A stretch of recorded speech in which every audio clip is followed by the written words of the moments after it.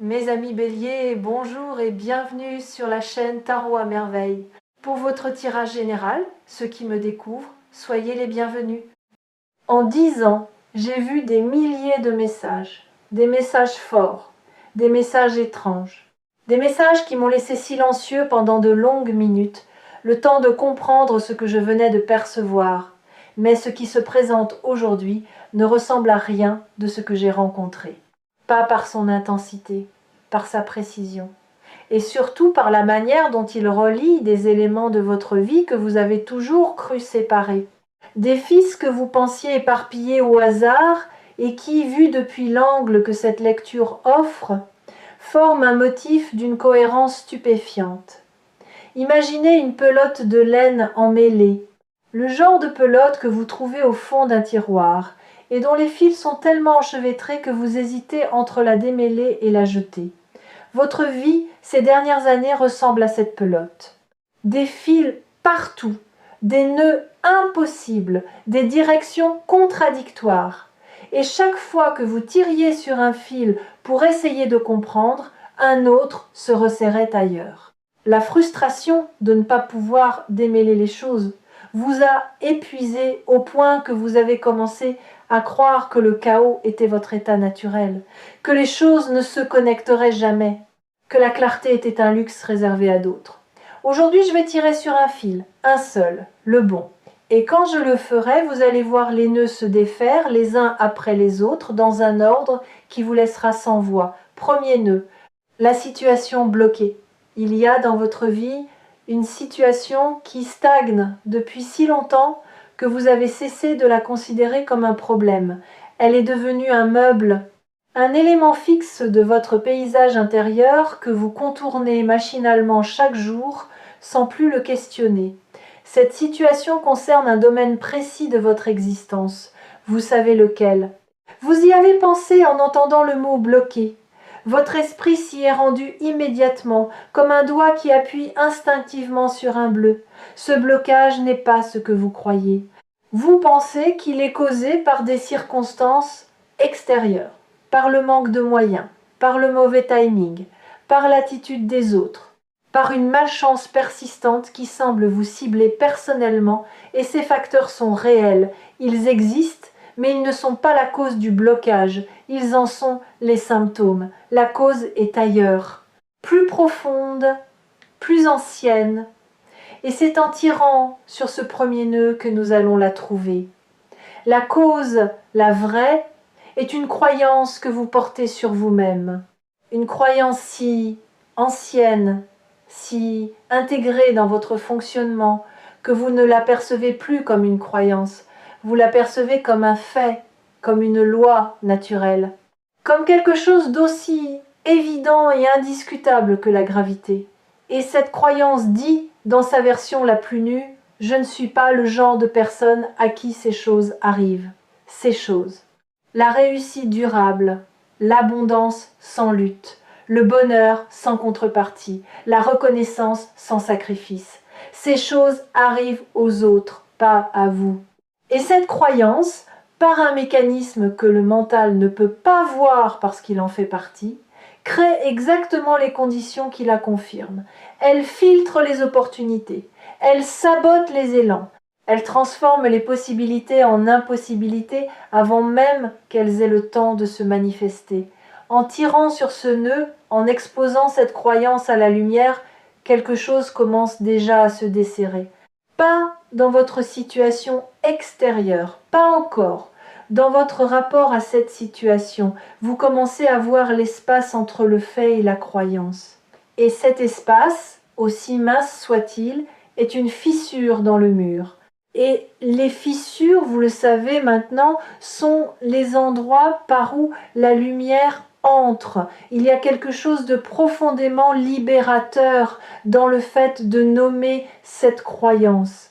Tant qu'elle restait dans l'ombre, elle agissait comme un courant souterrain qui déviait chacune de vos décisions sans que vous puissiez identifier la source de la déviation. Vous vous demandiez pourquoi vous n'arriviez pas à maintenir l'élan. Pourquoi chaque progrès était suivi d'un recul? Pourquoi les choses qui semblaient destinées à fonctionner finissait toujours par se défaire.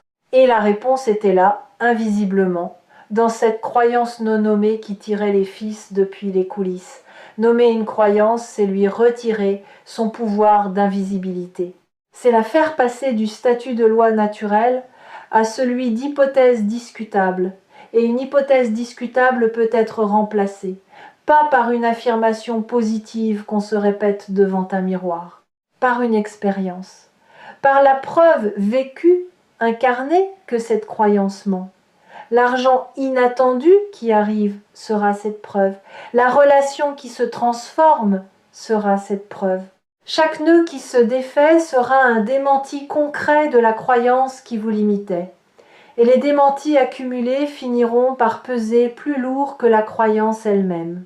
Jusqu'au jour où elle s'effondrera sous le poids des preuves contraires et où vous réaliserez qu'elle n'était jamais un fait, juste une histoire que vous aviez oublié de remettre en question.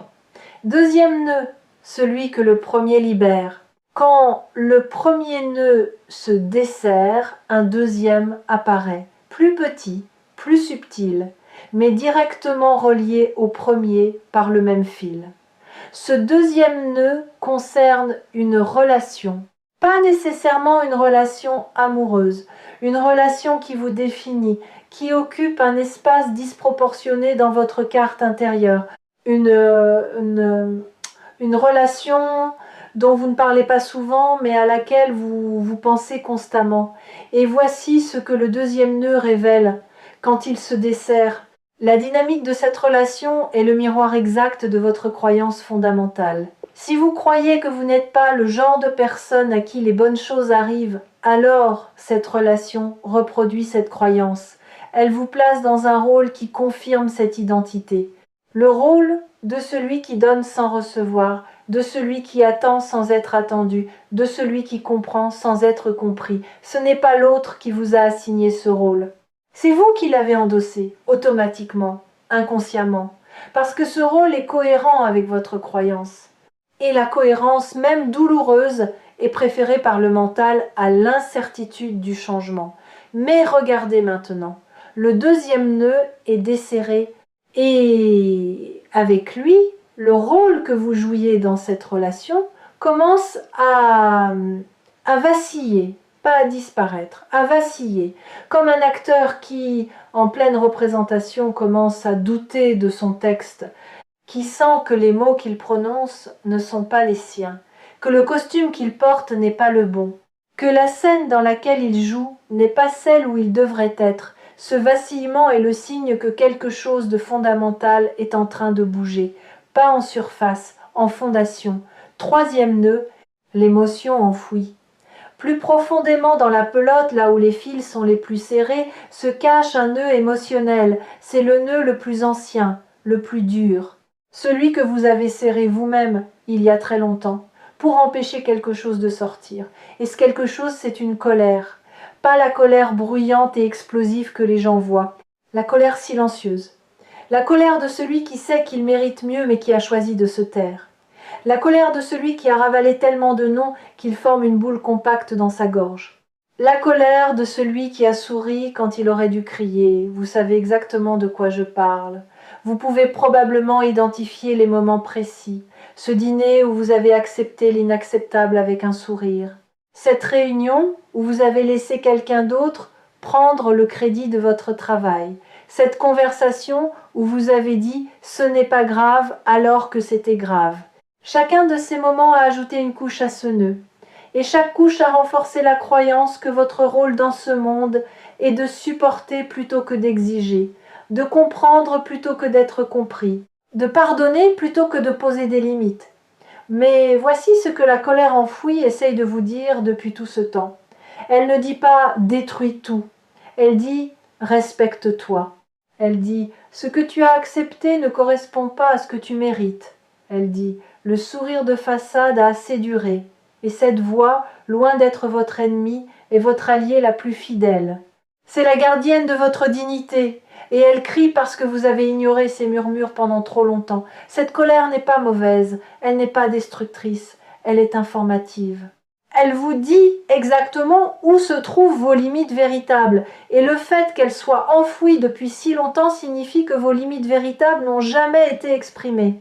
Que vous avez vécu en dessous de vos propres standards.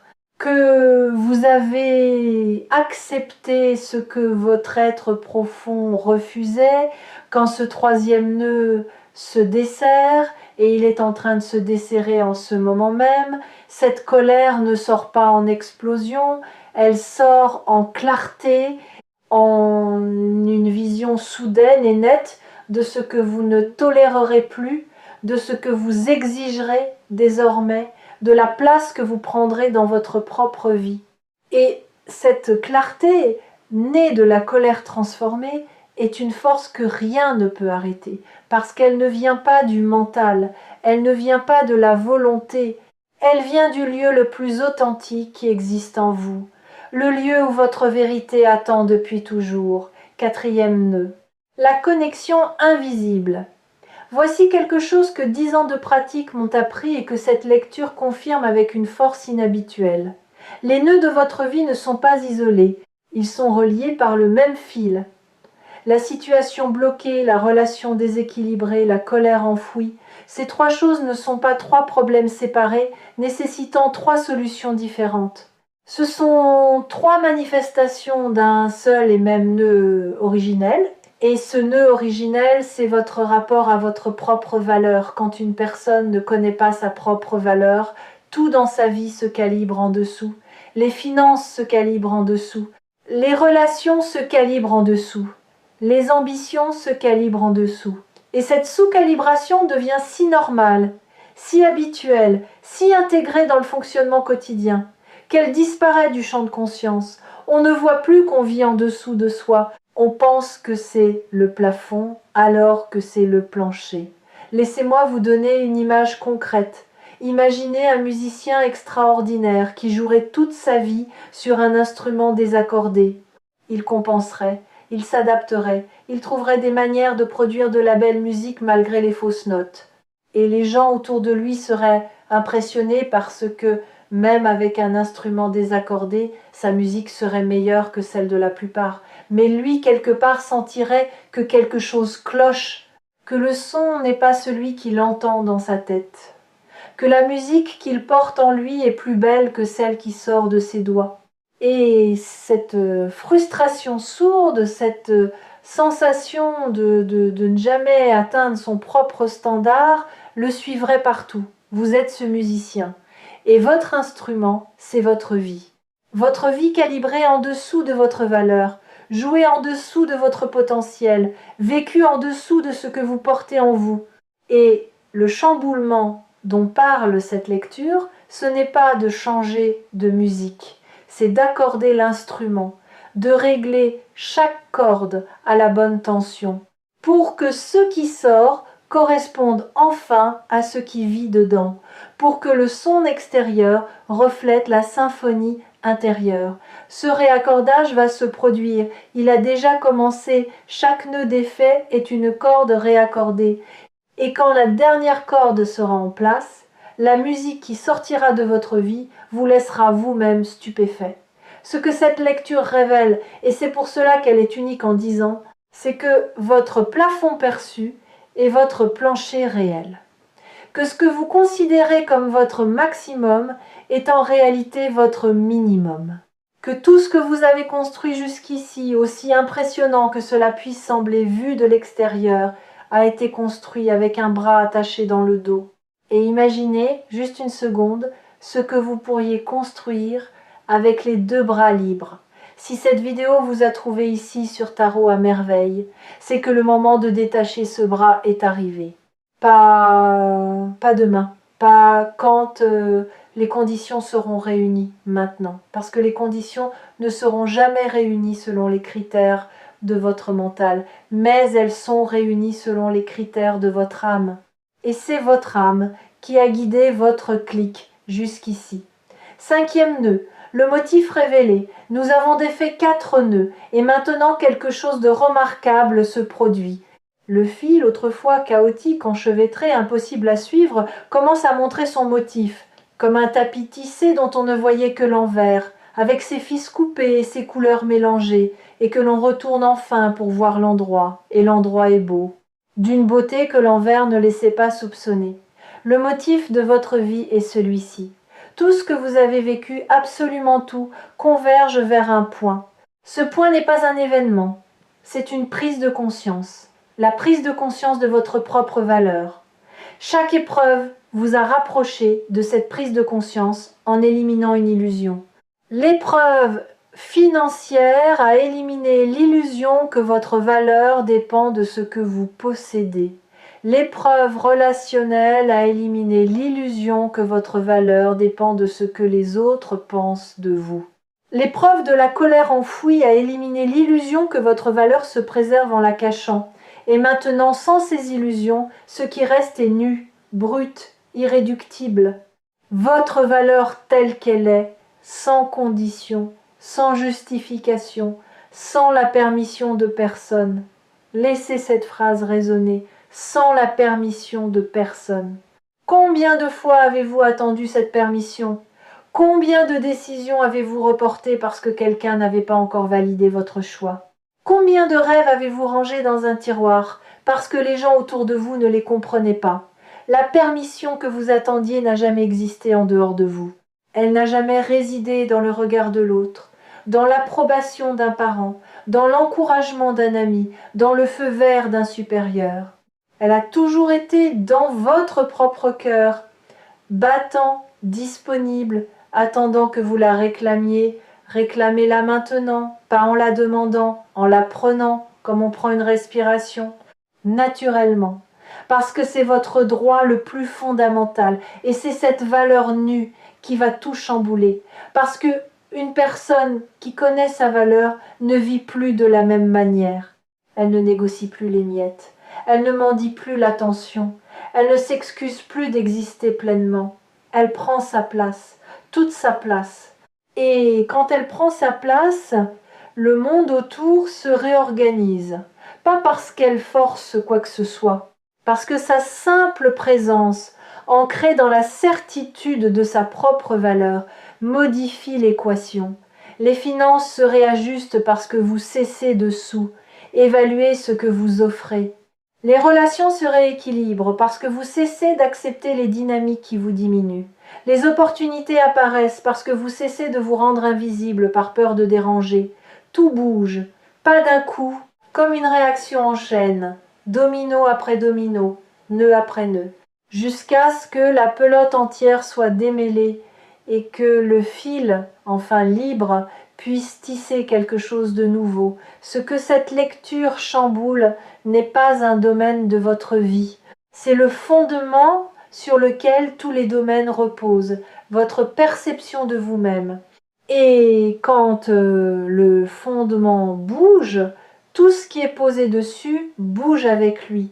Ce qui va se manifester dans les semaines à venir sera le résultat direct de ce mouvement fondamental. Des changements que vous ne pouvez pas encore prévoir parce qu'ils viennent d'un lieu que votre mental ne contrôle pas, un appel inattendu, une proposition improbable, un montant qui apparaît d'une source que vous n'aviez pas envisagée, une personne qui revient ou qui arrive et dont la présence va confirmer par sa manière de vous regarder que la valeur que vous commencez à vous reconnaître est visible aussi de l'extérieur. Et au-delà de ces événements ponctuels, c'est votre quotidien tout entier qui va changer de saveur. Les matins vont avoir un goût différent. Non pas parce que le café est meilleur, parce que vous vous levez pour une vie qui vous ressemble un peu plus qu'hier. Les conversations vont prendre une densité nouvelle. Non pas parce que les gens autour de vous ont changé, parce que votre manière de les écouter, de leur répondre, de vous positionner dans l'échange a changé. Même les problèmes, quand ils se présenteront, vous sembleront différents, pas plus petits, plus gérables. Parce qu'un être humain qui connaît sa valeur aborde les difficultés depuis un lieu de solidité, pas depuis un lieu de panique. Et la solidité transforme chaque obstacle en défi plutôt qu'en catastrophe. Les habitués des lectures partagées sur Tarot à merveille savent que certains messages sont des murmures et d'autres sont des cris. Celui-ci est un cri, pas un cri d'alarme, un cri de naissance, le cri de quelque chose qui émerge après avoir été trop longtemps contenu, et ce quelque chose, c'est vous. La version de vous qui existait sous les nœuds, sous les croyances, sous les rôles, sous les silences accumulés, la version originale, celle d'avant la pelote. Voici ce que je veux que vous fassiez. Non pas un rituel, un engagement, pas envers l'univers, envers vous-même. L'engagement de ne plus tirer les nœuds vers le bas quand ils commencent à se défaire. De ne pas reconstruire la pelote quand les fils se libèrent, de ne pas retourner dans les rôles confortables quand l'inconfort de la vérité se présente, de rester dans le démêlement, même quand c'est douloureux, même quand c'est vertigineux, même quand les gens autour de vous ne comprennent pas pourquoi vous changez. Et surtout, l'engagement de ne plus vous mentir, de ne plus dire « ça va quand ça va pas », de ne plus sourire quand vous voulez crier, de ne plus minimiser ce que vous ressentez pour rendre les autres confortables. Parce que chaque mensonge que vous vous faites à vous-même est un nœud que vous ajoutez à la pelote. Et vous avez assez de nœuds. Vous n'avez pas besoin d'en fabriquer de nouveaux au moment même où les anciens se défont. La vérité est votre fil conducteur désormais, pas la vérité philosophique ou abstraite, la vérité quotidienne, celle qui se pratique dans les petits choix, dans les conversations ordinaires, dans la manière dont vous vous tenez quand personne ne vous regarde. Cette vérité-là est la seule force capable de garder les fils démêlés, de maintenir le motif visible, de protéger la beauté de ce qui se révèle. Vous changez parce que c'est l'heure, pas parce que les circonstances l'exigent, parce que votre être l'exige, parce que la version de vous qui vivait dans les nœuds est arrivée à sa date d'expiration. Et la nouvelle version, celle qui émerge en ce moment, ne connaît pas les limites de l'ancienne, elle ne les reconnaît pas, elle ne les respecte pas. Elle les traverse comme on traverse un rideau de fumée, avec la certitude que de l'autre côté il y a l'air libre. L'air libre, c'est ce que cette lecture vous offre. Pas une promesse, pas une prédiction, de l'air, de l'espace, la possibilité de respirer pleinement pour la première fois depuis que les nœuds se sont formés. Et une fois que vous aurez respiré cet air, une fois que vos poumons auront goûté à cette expansion, vous ne pourrez plus revenir à la respiration étroite d'avant. Le corps refuse de reculer quand il a connu l'espace. Le cœur refuse de rétrécir quand il a connu l'ouverture. L'esprit refuse l'obscurité quand il a vu la lumière. Vous êtes à la charnière. Ce moment exact où l'ancienne version de votre vie et la nouvelle se regardent en face. L'ancienne est familière, confortable dans son inconfort, prévisible dans ses déceptions. La nouvelle est inconnue, vertigineuse, pleine de possibilités qui vous effraient autant qu'elles vous attirent. Et le choix entre les deux n'est pas un choix intellectuel, c'est un choix qui se fait dans le ventre. Dans ce lieu primitif où les décisions les plus importantes de votre vie ont toujours été prises, pas avec la tête, avec l'instinct, avec cette certitude animale qui sait, avant toute analyse, quel chemin mène à la vie et quel chemin mène à la répétition. Votre instinct a déjà choisi, vous le sentez.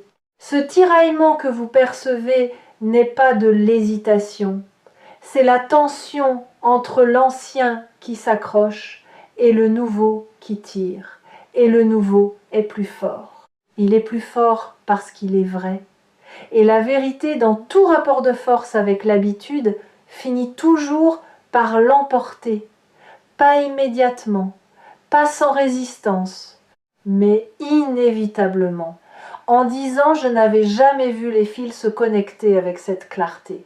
Et le fait que cette clarté arrive à vous maintenant dans cette vidéo me confirme que le timing n'est pas le mien, il est le vôtre. Votre vie a décidé que c'était maintenant. Et votre vie a raison, elle a toujours eu raison.